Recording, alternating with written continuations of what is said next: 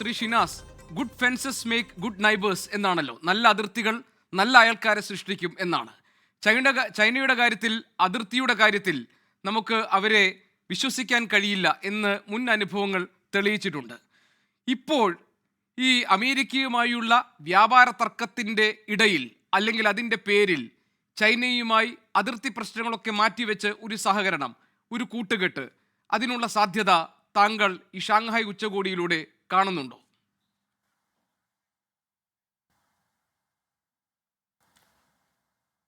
ഇത് തീരുവ പ്രശ്നവും ചൈനയുമായുള്ള ഷാങ്ഹായ് കോപ്പറേഷൻ ഓർഗനൈസേഷനിലെ ഇപ്പോഴത്തെ ചർച്ചയും രണ്ടും രണ്ടാണ്, അതേസമയം രണ്ടും രണ്ടല്ല താനും. കാരണം അവിടെ ഷീ ജിൻപിങ് ഉണ്ട്, മോഡിയുണ്ട്, പുടിനുണ്ട്. അപ്പോൾ ഇതിൽ തീരുവ പ്രശ്നത്തിൻ്റെ കാര്യത്തിലാണെങ്കിൽ നമ്മളൊരു ചിത്രം, ഇന്ത്യയുടെ ഇറക്കുമതി കയറ്റുമതി ചിത്രം നോക്കിയാൽ ഇന്ത്യയുടെ ക്രൂഡ് ഓയിൽ ഇറക്കുമതി 85% ക്രൂഡ് ഓയിൽ ഇന്ത്യ ഇറക്കുമതി ചെയ്യുകയാണ്.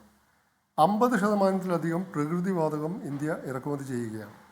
2023-24 സാമ്പത്തിക വർഷത്തിൽ ഇന്ത്യ മൊത്തം മെർച്ചൻഡൈസ് ഉൽപ്പന്നങ്ങളുടെ ഇറക്കുമതി $677 ബില്യൺ ആയിരുന്നു. അതിൽ $170 ബില്യൺ ക്രൂഡ് ഓയിലും പ്രകൃതിവാതകവുമാണ്. ഇപ്പോൾ ഈ 85% ക്രൂഡ് ഓയിൽ ഇറക്കുമതി ചെയ്യുമ്പോൾ ഏതാണ്ട് ഇപ്പോൾ 2002 യുക്രൈൻ റഷ്യ യുദ്ധം തുടങ്ങിയത് മുതൽ 2002 മുതൽ റഷ്യയിൽ നിന്ന് ഏതാണ്ട് 35% വരെ ക്രൂഡ് ഓയിൽ ഇന്ത്യ ഇറക്കുമതി, അതിനു മുമ്പ് 2% മാത്രമായിരുന്നു. എന്നാൽ ഇന്ത്യയുടെ കയറ്റുമതി, അമേരിക്കയിലേക്ക് മാത്രമുള്ള കയറ്റുമതി നോക്കുമ്പോൾ ഇന്ത്യയുടെ GDP-യുടെ 1/5 ഇന്ത്യയുടെ കയറ്റുമതി വരുമാനത്തിൽ നിന്ന് വരുന്നതാണ്. GDP-യുടെ 1/5. ഇന്ത്യയുടെ മൊത്തം കയറ്റുമതിയുടെ 1/5 അമേരിക്കയിലേക്കുമാണ്. മൊത്തം കയറ്റുമതിയുടെ 1/5. ഈ മൊത്തം കയറ്റുമതിയുടെ 40% ഉൽപ്പന്നങ്ങൾക്ക് ഈ 50% തീരുവ ബാധകമല്ല. അതേസമയം 60% ഉൽപ്പന്നങ്ങൾക്ക് ബാധകമാണ്. സമുദ്രോൽപ്പന്നങ്ങൾ, നേരത്തെ ചൂണ്ടിക്കാണിച്ച കയർ, രത്നം, വജ്രവ്യാപാരം, അങ്ങനെ തുണിത്തരങ്ങൾ, ഇതൊക്കെ.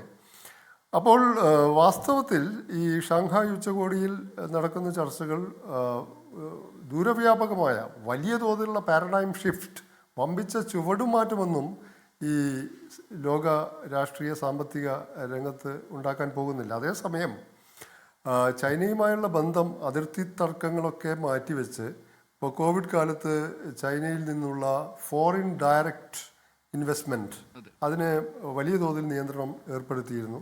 അതിൽ വലിയ ഇളവുകൾ, രാജ്യസുരക്ഷ മുൻനിർത്തി തന്നെ രാജ്യസുരക്ഷയുടെ കാര്യത്തിൽ കാര്യമായ പഴുതുകളില്ലാതെ ചൈനയിൽ നിന്ന് ഫോറിൻ ഡയറക്റ്റ് ഇൻവെസ്റ്റ്മെൻറ്റ്, പ്രത്യക്ഷ വിദേശ നിക്ഷേപത്തിന് ഇന്ത്യ അനുമതി നൽകാനുള്ള സാധ്യത വളരെ കൂടുതലാണ്. അതുപോലെ ഇങ്ങനെയുള്ള ഒരു പ്രശ്നം വരുമ്പോൾ ഇന്ത്യ ഇതുവരെ ഇപ്പോൾ പീറ്റർ കെൻ നവാറ, അദ്ദേഹമാണല്ലോ വളരെ ട്രംപിൻ്റെ ഉച്ചഭാഷിണിയായിട്ട് അദ്ദേഹമാണ് ഇന്ത്യ നടത്തുന്ന യുക്രൈൻ റഷ്യ യുദ്ധം മോഡിയുടെ യുദ്ധമാണ് എന്നൊക്കെ പറഞ്ഞല്ലോ. പീറ്റർ കെൻറ്റ് നവാറോ എന്ന് പറയുന്ന വ്യക്തി 1994 മുതൽ 2016 വരെ അടിയുറച്ച ഡെമോക്രാറ്റായിരുന്നു, അടിയുറച്ച ഗ്ലോബലിസ്റ്റായിരുന്നു, ആഗോളവൽക്കരണവാദിയായിരുന്നു, അടിയുറച്ച പ്രോ ട്രേഡായിരുന്നു, വ്യാപാര അനുകൂലവാദിയായിരുന്നു. ഇപ്പോൾ എന്തൊക്കെയാണോ America, make America great again എന്നതിൻ്റെ വക്താവായി മാറുന്നത് 2016 ശേഷമാണ്. അദ്ദേഹം ചൈനയെ പറ്റിയുള്ള ഒരു പുസ്തകം എഴുതിയിട്ടുണ്ട്. അദ്ദേഹത്തിൻ്റെ death by China, confronting the dragon. അപ്പം ചൈനയാണ് അമേരിക്കയുടെ എല്ലാതരം ദുരിതങ്ങൾക്കും കാരണം എന്ന് വിലയിരുത്തിക്കൊണ്ട് എഴുതിയ പുസ്തകമാണത്. 16 ഗ്രന്ഥങ്ങൾ അദ്ദേഹം എഴുതിയിട്ടുണ്ട്. അപ്പോൾ ചൈനയുമായി ഈ നേരത്തെ ചൂണ്ടിക്കാണിച്ച അപൂർവ ധാതുക്കൾ, ഇതൊക്കെ ചൈനയുടെ കുത്തകയാണ്. പിന്നെ ഉള്ള ഈ അപൂർവ ധാതുക്കൾ ഏറ്റവും അധികം ഉള്ളത് യുക്രൈനിലാണ്. യുക്രൈനിൽ തന്നെ റഷ്യ പിടിച്ചടക്കിയ ഡോൺബാസ് മേഖലയിലാണ് ഏറ്റവും അധികം ഈ ധാതുക്കളുള്ളത്. അവിടെയും അമേരിക്കക്ക് കണ്ണുണ്ട്. അപ്പോൾ വാസ്തവത്തിൽ ഇന്ത്യ ഇപ്പോൾ ചെയ്യുന്നത് അമേരിക്കക്ക് മുമ്പിൽ അമേരിക്ക വളരെ പ്രകോപനപരമായ അമേരിക്കൻ ഒഫീഷ്യൽസ് വളരെ പ്രകോപനപരമായ പ്രസ്താവനകൾ ഇറക്കിയിട്ട് പോലും ഇന്ത്യ അതേ മട്ടിൽ പ്രതികരിച്ചിട്ടില്ല. ഒന്ന്. രണ്ട്, ഇന്ത്യ GST നിരക്ക് കുറച്ച് ആഭ്യന്തര ഉപഭോഗം കൂട്ടാൻ ശ്രമിക്കുന്നു. അത് സംസ്ഥാനങ്ങളുടെ വരുമാനത്തിൽ വലിയ ആഘാതം ഏൽപ്പിക്കാതെ ആയിരിക്കണം എന്ന ഒരു കാര്യം മറുവശത്തുണ്ട്. അതോടൊപ്പം തന്നെ ചൈനയുമായുള്ള ഈ വിദേശ നിക്ഷേപത്തിൻ്റെ കാര്യത്തിൽ അതുപോലെ തന്നെ ഇന്ത്യക്ക് ചെയ്യാൻ പറ്റുന്ന കുറേ കാര്യങ്ങളുണ്ട്. ഇപ്പോൾ കോൾ ഗ്യാസിഫിക്കേഷൻ ഇന്ത്യയുടെ കൈവശം ഏതാണ്ട് 150 ബില്യൺ റിസർവായിട്ട് കൽക്കരിയുണ്ട്. അതിനെ പഴയ രീതിയിലല്ലാതെ പുതിയ ടെക്നോളജി ഉപയോഗിച്ച് അധികം കാർബൺ ബഹിർഗമനം ഇല്ലാതെ അധികം ആഷ് ഒന്നുമില്ലാതെ തന്നെ കോളിനെ ഗ്യാസിഫിക്കേഷൻ നടത്താവുന്നതാണ്. ബയോഫ്യൂൽസ് ജൈവ ഇന്ധനങ്ങളിലേക്ക് കടക്കാം. ഇന്ത്യയുടെ ന്യൂക്ലിയർ പവർ എന്ന് പറഞ്ഞാൽ ഇപ്പോഴും 8.8 ഗിഗാവാട്ടിലാണ് കിടക്കുന്നത്. അതിനെ കൂടുതൽ വിസ്തൃതമാക്കാം. ഈ ജലവൈദ്യുത പദ്ധതികളെ കൂടുതൽ ആശ്രയിക്കാം.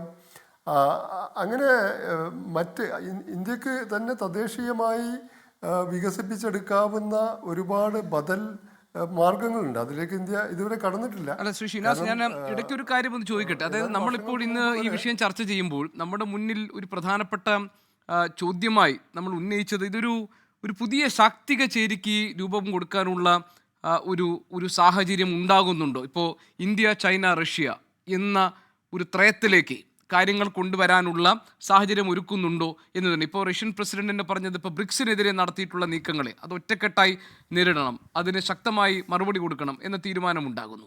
അപ്പോൾ ഇതെല്ലാം ആ നിലയ്ക്കൊരു കൂട്ടായ്മയുടെ സാധ്യതയിലേക്ക് വിരൽ ചൂണ്ടുന്നുണ്ടോ?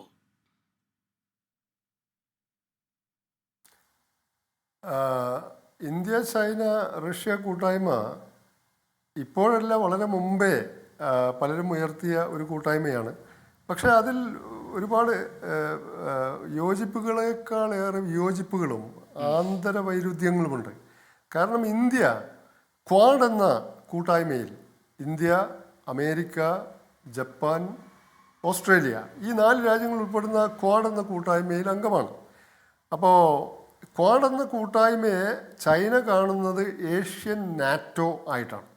ഏഷ്യൻ നാറ്റോ എന്ന് ചൈന വിളിക്കുന്ന ക്വാഡിൽ നമ്മൾ അംഗമാണ്. ക്വാഡ് ഒരു സൈനിക സഖ്യമല്ല എങ്കിൽ പോലും ചൈന അതിനെ കാണുന്നത് ഇൻഡോ പസഫിക് മേഖലയിൽ ചൈനയെ തുരത്താനും ചൈനയെ ഒതുക്കാനുമുള്ള ഒരു 4 രാഷ്ട്രങ്ങളുടെ സഖ്യമായിട്ടാണ് ചൈന അതിനെ വീക്ഷിച്ചു പോരുന്നത്. അപ്പം അതിർത്തി തർക്കം ഒരു ഭാഗത്തുണ്ട്, ക്വാഡിലെ ഇന്ത്യയുടെ അംഗത്വം മറുഭാഗത്തുണ്ട്. റഷ്യയുമായാണ് അങ്ങനത്തെ കാര്യങ്ങൾ ആ രീതിയിലുള്ള തർക്കങ്ങളൊന്നും ഇല്ലാത്തത്. അപ്പോൾ ഇന്ത്യ, ചൈന, റഷ്യ എന്ന് പറയുന്ന ആ ഒരു ത്രികോണ ഇതിൽ ഈ ചൈന എത്രമാത്രം ഇന്ത്യയുമായി ഇണങ്ങിപ്പോകും എന്നുള്ളത് വളരെ സംശയാസ്പദമാണ്. അതുകൊണ്ട് തന്നെ അതേസമയം തന്നെ വാണിജ്യ ലോകത്ത് ഇന്ത്യ, ചൈന, റഷ്യ എന്ന് മാത്രമല്ല ഗ്ലോബൽ സൗത്തിലെ ബ്രസീലുണ്ട്, ഈ ബ്രിക്സിൽ ബ്രസീലും സൗത്ത് ആഫ്രിക്കയും ഒക്കെ ഉണ്ടല്ലോ. അപ്പോൾ ഈ വാണിജ്യ മേഖലയിൽ ഈ ബ്രിക്സ് മാത്രമല്ല മറ്റ് ഷാങ്ഹായ് കോർപ്പറേഷനിലെ മറ്റ് രാജ്യങ്ങളുമൊക്കെ യോജിച്ചുകൊണ്ട് അമേരിക്കക്കെതിരെ ഒരു ഏകദുർഗ പ്രതിരോധം എന്നതിനേക്കാൾ വാണിജ്യത്തിൻ്റെ ഡൈവേഴ്സിഫിക്കേഷൻ പല രാജ്യങ്ങളും ഇന്ത്യ അടക്കം നടത്തും. കാരണം ഈ ഓയിൽ, ഇപ്പം ക്രൂഡ് ഓയിലിൻ്റെ കാര്യത്തിൽ 1973 ഈ അറബ് രാഷ്ട്രങ്ങൾ അമേരിക്കക്കും സഖ്യരാഷ്ട്രങ്ങൾക്കും എതിരെ എണ്ണ ഉപരോധം പ്രഖ്യാപിച്ച് നടപ്പാക്കിയപ്പോൾ വലിയ പ്രതിസന്ധി ഉണ്ടായി. കാരണം ഈ അറബ് രാജ്യങ്ങളെയായിരുന്നു അവർ ഏകമാത്രമായി ആശ്രയിച്ചിരുന്നത്. അതിനുശേഷം കുറെ ഡൈവേഴ്സിഫിക്കേഷൻ ഓയിലിന്റെ കാര്യത്തിലുണ്ടായി. ഇന്ത്യ തന്നെ എടുക്കൂ. ഇപ്പോൾ തന്നെ വരുന്ന ഒരു വാർത്ത ശ്രീ ഷിനാസ്, ഈ ഇരു രാജ്യങ്ങളും ഇന്ത്യയും ചൈനയുടെയും കാര്യത്തിൽ ഈ ഭിന്നതകൾ മറികടന്നു ഒരു സമവായത്തിലെത്താനുള്ള ശ്രമങ്ങൾ നടക്കുന്നു എന്നൊക്കെ ഉള്ള വിദേശകാര്യ മന്ത്രാലയം തന്നെ പറയുന്നത്. ആ തരത്തിൽ ശുഭകരം എന്ന് നമുക്ക് വിളിക്കാവുന്ന തരത്തിലുള്ള ചില വിവരങ്ങളാണ് പുറത്തു വന്നുകൊണ്ടിരിക്കുന്നത് ഇപ്പോൾ. ഡോക്ടർ ഷിനാസ്, ഒരു നിമിഷം ഞാൻ താങ്കളിലേക്ക് വരാം.